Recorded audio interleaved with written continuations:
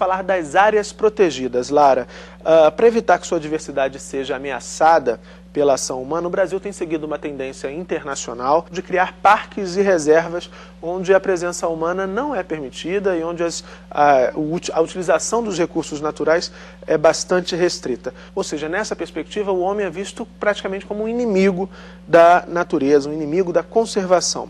Alguns críticos dessa linha de conservação afirmam que no Brasil, a título de preservar a natureza, acabamos por contribuir para a exclusão social. Como é que você analisa? Essa é uma questão bastante delicada, não é? Muito delicada. E isso é uma das causas de maiores conflitos envolvendo a criação de áreas protegidas hoje.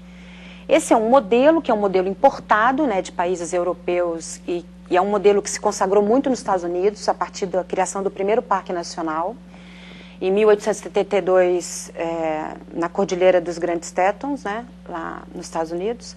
E a partir desse momento, vira uma moda mundial criar parques nacionais nesse modelo Yellowstone.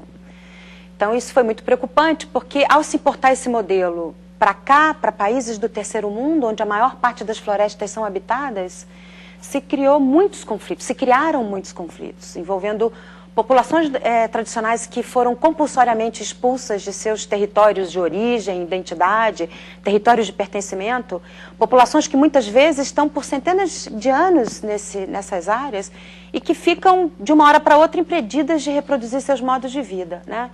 Segundo os dados da Conservation International, na década de 70, mais de 70% das áreas protegidas do mundo eram habitadas por povos tradicionais. Então você fica imaginando a quantidade de conflitos. Aqui no Brasil a gente tem vários casos disso e continua tendo. Eu acho que um dos casos mais emblemáticos é dos quilombolas do Rio Torombetas, né? Que foram ameaçados, seu modo de vida encontra-se ameaçado, seja pela presença de uma mineradora, seja pela presença de uma reserva biológica ou de uma floresta nacional em área de uso tradicional. Então, se você está há 200, 300 anos numa terra e tem um hábito de fazer coleta, né, de extrair uma planta ou outra, de pesca, e de repente chega um grupo que diz assim, ó, isso aqui agora é nosso, a gente manda, né, então vocês estão excluídos, vocês têm que ir para um outro lugar. O que você faz? Né? Você está desterritorializado, literalmente.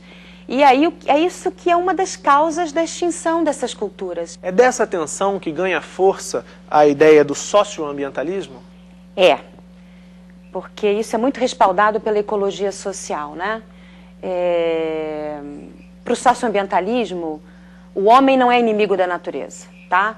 Existem grupos sociais que, na contramão do que prega a biologia da conservação do Ocidente, que diz que o homem é inimigo, eles mostram que diversas culturas, saberes e modos de vida tradicionais, na realidade são responsáveis, contribuem para a diversidade biológica, sendo mesmo responsável pela sua conservação até hoje.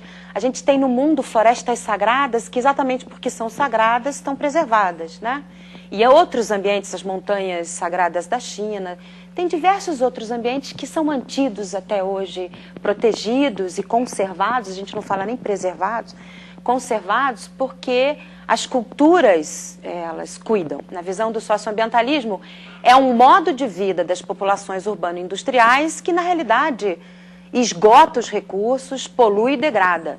Você vê, hoje, 20% da população mundial consome a quase totalidade dos recursos do globo, 80% dos recursos, e gera 75% da degradação. É um modo de consumo extremamente desigual e extremamente poluidor e degradador, né? Mas não são os grupos tradicionais que fazem parte desses 20%, é os americanos e os europeus. E os dados dizem que se todo mundo passar a imitar os americanos e europeus, é preciso de 4 a 5 planetas terras em termos de recursos naturais, porque a gente hoje já não tem recursos para esse atual padrão de consumo. Hoje a gente já consome mais do que o planeta pode oferecer? 20% a mais do que a Terra consegue repor. E nessa perspectiva, Lara, quais são os grandes desafios que estão colocados para o Brasil? Olha, o Brasil avançou muito. A Constituição, ela abre também algumas leis que vieram depois, como o SNUC, o que estabelece o Sistema Nacional de Unidade de Conservação, já abre para existirem conselhos gestores, onde os diferentes grupos sociais que estão no entorno dessas unidades de conservação entram para fazer a gestão. A gente fala de gestão compartilhada, né? Que é uma coisa mais inclusiva do que era antigamente. Temos também o Plano Nacional de Áreas Protegidas, o PNAP, que fala em inclusão social o tempo todo, de valorização desse aspecto cultural da natureza. Nós temos também o Plano Nacional de Desenvolvimento Sustentável dos Povos e Comunidades Tradicionais, onde a pauta e a demanda deles está ali, né, para ser fomentado. Então, acho que em termos, a gente já deu avanços importantes. Agora o grande desafio, dentro de um país que está descentralizando a gestão ambiental para os estados e esses para os municípios, é você fazer, veja, descentralizando a gestão ambiental, você tem que, as comunidades precisam estar qualificadas para participar dessa gestão, né? E elas não estão. E isso é uma coisa preocupante. Então é um desafio agora a gente mobilizar os diferentes grupos sociais para participação na vida pública e exercício do controle social. Porque a gente pode dizer, medir o grau de democracia de um país pelo nível de controle social da sociedade sobre o Estado, né, que esse país mostra. Você falou que as questões ambientais, as grandes discussões ambientais hoje já são de domínio da população de uma forma geral, já estão popularizadas. Eu fico pensando na contribuição que a mídia pode ter dado, ou tem dado nesse sentido. A mídia também avançou na forma de cobrir os assuntos ligados ao ambiente, Lara? Alguns especialistas criticam, por exemplo, um tom alarmista, que seria exagerado nas pautas, nas matérias que sites, jornais, revistas e que a televisão fazem sobre as questões ambientais. Como é que você vê essa questão? A gente não pode nem tanto ao mar, nem tanto à terra, né? Ela tem um papel importante, sim, na difusão do conhecimento, porque leva informação, né? O problema é que essa informação, às vezes, ideologicamente, é posta de maneira perversa. Você veja, há pouco tempo, num grande jornal do país, estava ostentado lá na primeira página: clima ameaça a vida no planeta. Não é o clima que ameaça a vida no planeta. O clima é um sintoma de que algo não vai bem. Quem ameaça a vida no planeta tem nome e endereço, né? Então, veja que a maneira como ela trabalha a informação, ela pode distorcer para o bem ou para o mal, né? Então, ela tem um papel importante, a mídia, os veículos de comunicação, mas também acho que as pessoas têm que ter uma visão crítica daquela informação que está chegando na casa delas, né? Porque tem, enfim, você pode falar de tudo, né? Então, como você falou, tem uma parte que é muito alarmista, sim, é alarmista, né? E é por conta, às vezes, desse alarmismo que as pessoas se tocam, acordam, né? Ficam chocadas, indignadas. Na realidade é isso, não adianta você se indignar dentro de casa, né? E não partir para mudança ou colaborar. As saídas, elas na maior parte das vezes, elas não são individuais, como preconiza a educação ambiental antiga e tradicional.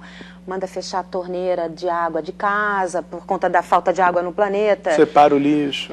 Separa o lixo. Isso são questões individuais, mas veja, com relação à água, então é grave, porque num país onde você tem mais boi que humanos, você tem 200 e tantas milhões de cabeças de boi e 190 e tantos milhões de habitantes, onde você vê que mais de 80% da água é usado na agropecuária, e depois indústria, e depois comércio, que para o consumo individual é minúsculo. Você botar programas de educação ambiental para salvar a água do Brasil, só botando as pessoas individualmente fechando a torneira, isso não vai resolver o problema. Porque a saída, muitas vezes, ela não é técnica individual, ela é política e coletiva. Então, veja, a informação, a mídia foca nessas questões individuais, né? Porque faz sucesso, vende mais revista. Eu canso de ver essas revistas, magazines e tal, dando dicas, ecodicas o tempo todo, né? Isso é interessante, porque pode até fazer com que as pessoas reflitam um pouco na sua conduta do dia a dia, mas elas não vão ser suficientes para as transformações que são necessárias, não a nível individual, né? Para encerrar essa nossa conversa, Lara, em que ponto as escolas ainda precisam avançar mais no que diz respeito ao tratamento das questões ambientais? Pois é, sensibilidade só não basta, né? Eu acho que agora a lei coloca a educação ambiental como tema transversal. Então, um grande desafio é as escolas elaborarem seus programas político-pedagógicos, né?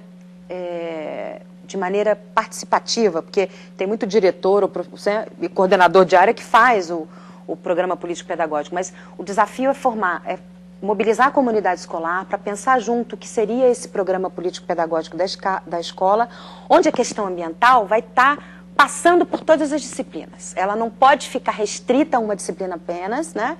Então ela tem que ser vista como ela tem que estar inserida curricularmente em todas as disciplinas. Eu acho que aí é um desafio, porque quando você vai pensar na educação ambiental, ela naturalmente mexe com os espaços e os tempos tradicionais da escola. A educação ambiental, ela não pode estar, você está dentro de uma sala de aula aprendendo o que é buraco na camada de ozônio, tá? Que é um saber, né? Você vai repetir. Não, você tem que estar na prática do dia a dia, inserido numa luta, né? Então, é um desafio pensar isso pedagogicamente. Então, nada como você estruturar isso como um programa da escola, onde todos vão estar inseridos. E eu acho que cabe sim ao Estado, com uma política pública, ajudar agora essas escolas, todas as escolas do país, né, a investirem na elaboração participativa desses projetos político-pedagógicos. Eu acho que é um dos maiores desafios nesse momento. Ok, Lara, muito obrigado pela presença aqui no Salto do Futuro. Obrigada, Murilo. Obrigada.